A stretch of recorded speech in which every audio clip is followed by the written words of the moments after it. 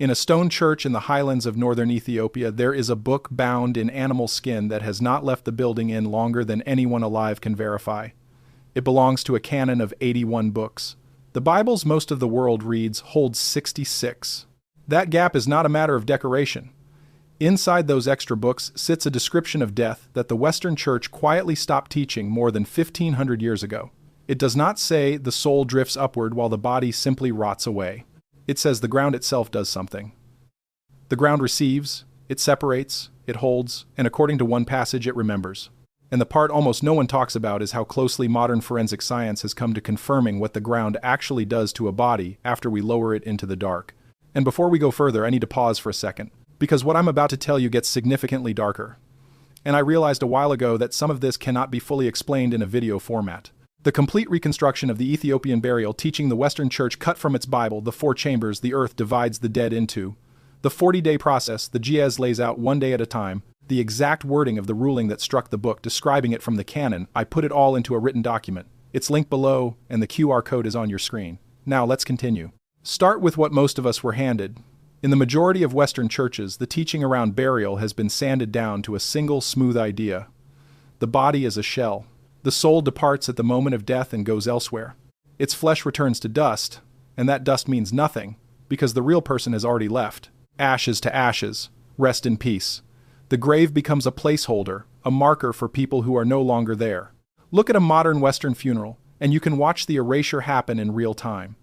The words spoken over the grave point relentlessly upward and away. That soul, they promise, is in a better place. The body in the box is described as a shell, an empty coat, something the person has already stepped out of and left behind. Every phrase is built to move attention off the ground and onto the sky. The Ethiopian service does not do this. It keeps the attention on the body and on the days still ahead of it, on a passage that has only just begun. Because in that tradition, the person is not yet finished with the earth at the moment the heart stops. The earth still has work to do, and the community stays with it until that work is understood to be complete. The Ethiopian Orthodox Tewahedo Church never accepted that the story was that simple. Its Bible carries books, the Roman and later Protestant traditions set aside, and 2 of them matter enormously here. The first is the Book of Enoch. The second is the Book of Jubilees. Both survived in their complete form almost nowhere on earth except in the JES language, preserved in Ethiopian monasteries, while the rest of Christianity let them fall out of the canon. When scholars finally recovered the full Book of Enoch, they found it in Ethiopia. When the Dead Sea Scrolls were pulled from the caves at Qumran, fragments of both books were among them, proving these were not medieval inventions but texts older than the New Testament itself. None of this can be waved away as a late medieval embellishment, and that matters. The fragments recovered at Qumran include copies of Enoch in Aramaic that predate the birth of Christ by well over a century. The book was old, widely circulated, and taken seriously by the community that hid those scrolls in the desert. Early Christian writers quoted it as a matter of course. The letter of Jude in the New Testament itself quotes Enoch directly, by name, as though its readers would recognize the source without needing an introduction. This was not a fringe curiosity on the edge of the faith. It sat near the center of how the earliest believers pictured judgment and the dead, and it carried a description of the ground that later authorities would find far easier to remove than to explain. And inside those texts, death looks nothing like a soul floating gently away. The clearest passage sits in the 22nd chapter of Enoch. The writer describes being taken to a mountain in the far west and shown the inside of the earth. He does not see a single undivided pit. He sees hollow places carved into the rock, chambers, and he is told plainly what they are for. They are where the spirits of the dead are gathered until the day of judgment. The passage separates the dead into distinct groups and assigns each group its own chamber. The righteous are placed in one, near a bright spring of water. Those who died without justice, the murdered whose killers were never punished, are placed in another, and the text says their complaint rises continuously out of that chamber. Sinners who lived out full, untroubled lives are held apart from both. It is worth being precise about how unusual this account is even within its own world. The older and flatter Hebrew picture of the afterlife is Sheol, a shadowy gathering place for all the dead with little distinction drawn between them. Enoch refuses to leave it flat. It carves that underworld into separate rooms with separate purposes and separate conditions, and it insists the sorting happens as a person is placed in the earth, not at some distant final trumpet. That is a far more structured and far more physical claim than the vague Sheol of the surrounding cultures. The Ethiopian commemorations then map onto stages of that structure. The third day and the seventh day are not arbitrary anniversaries. In the tradition, they mark points at which the departed is understood to have moved further along the passage, deeper into the chambers the text describes, with the 40th day standing as the point of arrival. Read that slowly. The earth in this account is not a passive dumping ground. It is a sorting mechanism. It has structure and compartments, and it divides people according to how they lived and how they died, and it keeps them divided in specific places underground. This is not a description of a distant heaven. The text locates every part of it inside the ground. Once you have seen that idea, it begins to surface everywhere, in the older layers of Scripture, in places the Sunday sermon glides right over. In the 4th chapter of Genesis, after the first murder, God says the blood of the victim is crying out from the ground. Then he says something that should stop any careful reader. He says the ground has opened its mouth to receive the blood. The earth is given a mouth. It is described as taking something in, as an active recipient, not a neutral surface waiting to be filled. There is a verse almost everyone has heard, and almost no one hears in full. Ecclesiastes says that the dust returns to the earth as it was, and the spirit returns to God who gave it. The West kept the second half and quietly let go of the weight of the first. The dust does not merely end up in the earth. It returns to the earth, to a place it came from, closing a circle. Go back to the opening chapters of Genesis, and that circle is spelled out. The name Adam is drawn from Adamah, the Hebrew word for ground. The first human is formed out of the soil, and is told he will go back into the soil he was taken from. Man is, in the most literal reading of the text, a thing the ground produces, and the ground later reclaims. Burial in that framework is not disposal. It is a return of borrowed material to its source, and the source is described as doing something with what comes back to it. That same image returns, hard and literal, when the ground opens and swallows a group of rebels alive, closing over them so that they go down into the earth as though into a living thing. The writers of these texts did not picture the ground as inert dirt. They pictured it as something that receives, that holds, that can even be defiled by what enters it. The book of Jubilees pushes this further than anything left in the standard Western Bible. It states directly that the earth cannot be cleansed of blood that is shed on it, except by the blood of the one who shed it. In that framework, the ground is a kind of ledger. It absorbs what happens on its surface, and it retains the record. Spilled blood does not simply wash away with the next rain. The land itself carries the mark until the account is settled. This is a theology of soil, and it is almost entirely absent from the version of Christianity most people inherited. Now, bring in the practice, because the Ethiopian tradition did not only preserve these texts, it built its funerals around a timeline the West abandoned. In Ethiopian Orthodox custom, the dead are remembered on a schedule, and the numbers are not chosen at random. There is the 3rd day, there is the 7th day, and there is the 30th. And above all, there is the 40th day, the Tazkar, when the family gathers again for a major commemoration of the one who died. Ask why 40, and the answer runs straight back into the older understanding of what the body is doing underground. In this tradition, death is not an instant. It is a passage that takes time to complete. The soul is understood to be moving through stages, and the body below is understood to be changing in step with it, day by day, until around the 40th day something finally settles. That completion is what the commemoration marks. The living are not only grieving, they are marking a process they believe is genuinely unfolding in the ground beneath their feet across a fixed number of days. Hold that number, 40 days. A specific interval, tied to a physical change, the tradition insists is happening to the body in the earth. Keep it in your mind, because when we reach the forensic side of this, that number is going to return from a direction no ancient scribe could have engineered. Before we move on to what happens on day 40, stop for a second. What you just heard about the 4 chambers of the dead is the part that changes everything. But it only makes sense when you see it written out next to the original Ge'ez passage. The mouth of the ground. The blood in the soil. It's all in the document linked below. Take 5 seconds right now, grab it, and then come back. Because what comes next builds directly on it. The link is in the description. QR code is on your screen. Here is where the story turns. Because for centuries, the obvious response to all of this was that it was ancient poetry. Beautiful, eerie, but symbolic. The ground does not literally receive, sort, or remember. It is only chemistry and decay. That was the settled position. Then forensic science began studying, in careful detail, what actually happens to a human body once it is placed in the earth, and the findings started to rhyme with the old text in ways that are difficult to shrug off. Begin with the single most important discovery in the field. When a body decomposes in or on the ground, it does not simply vanish into neutral soil. It creates a distinct zone that researchers named the Cadaver Decomposition Island. The body releases a flood of fluids and compounds into the earth directly beneath and around it. Nitrogen levels spike. The soil chemistry is rewritten. Local communities of microbes, insects, and even the surrounding plant life shift in response. The ground under a body becomes measurably, chemically different from the ground a few feet away. Put another way, the earth receives the body and is changed by it, which is exactly the language Genesis reaches for when it says the ground opened to receive what was given to it. The study of this is not fringe either. There are dedicated research facilities, the best known established at the University of Tennessee, where donated human bodies are laid out in a range of conditions and observed through every stage of decomposition so the process can be mapped precisely. Out of that work came a term that could have been lifted straight from the old cosmology. Researchers describe the necrobiome, the entire living community that assembles around a decomposing body, the bacteria and fungi and insects that arrive in a predictable order and carry the body through its stages. A body in the ground is not an inert object slowly falling apart on its own. It becomes the center of an organized biological system, a small world with its own sequence and its own inhabitants, doing structured work on what was placed among them. And that changed patch of ground does not reset quickly. This is the detail that unsettles people.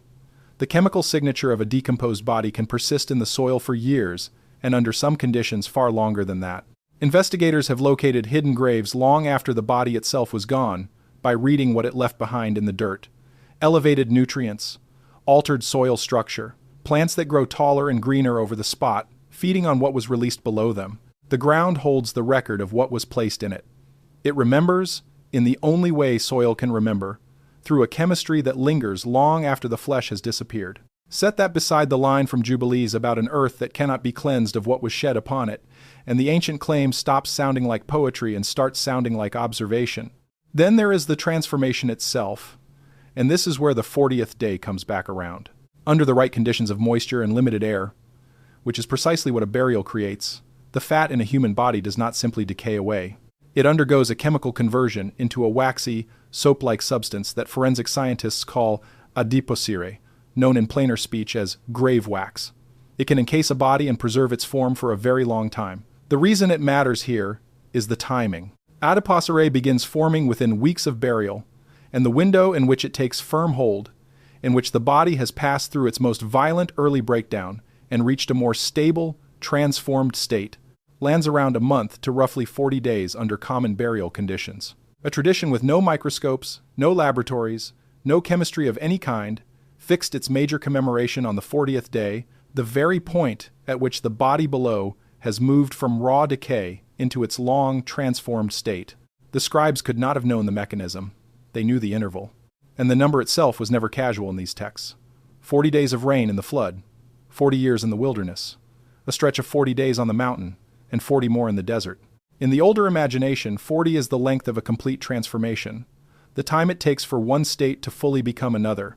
When the Ethiopian tradition fixed the great commemoration of the dead at 40 days, it was placing the body inside that same pattern, treating burial as a transformation of exactly the kind the number always signaled. The remarkable thing is that the body in the soil actually obeys it, reaching its stable, converted state right as the pattern would predict. The stages themselves read like a sequence the old texts were reaching toward. First, the fresh stage. Then bloat, as internal processes generate gas and the body swells.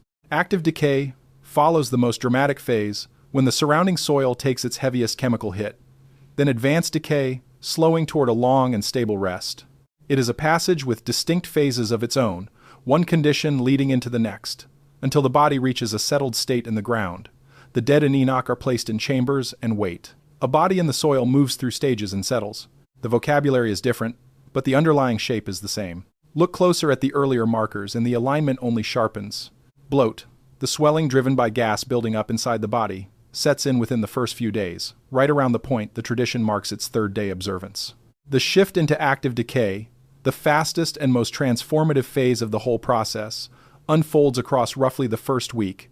Right around the 7th day, the tradition also singles out. A culture with no forensic vocabulary whatsoever placed its remembrances on the 3rd day. The 7th, the 30th, and the 40th, And each of those markers happens to fall near a genuine threshold in the physical passage the body is moving through below the surface. It reads far less like a ritual imposed on top of nature and far more like a ritual built to track it. There is one more modern development that reads almost like the West rediscovering what it had thrown away. In recent years, several places have legalized what is called natural organic reduction, better known as human composting.